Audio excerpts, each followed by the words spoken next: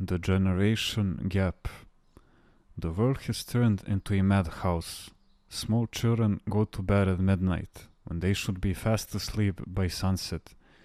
They are locked up in apartment buildings, surrounded by concrete, and they have to follow their parents' schedule. What are children supposed to do?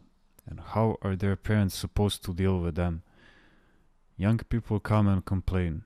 Our parents don't understand us. Parents come and say the same thing.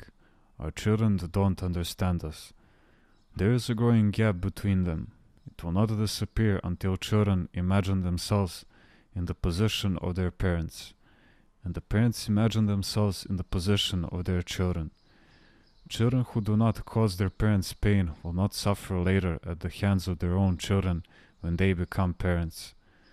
The spiritual laws at work ensure that the reverse is also true. Children who are troublemakers will one day suffer the same from their own children. Geronda. Some young people claim that they have been harmed by their parents' love. They are wrong. When a child has philorimo, his parents' love will not harm him. If he takes advantage of their love, then of course it will ruin him.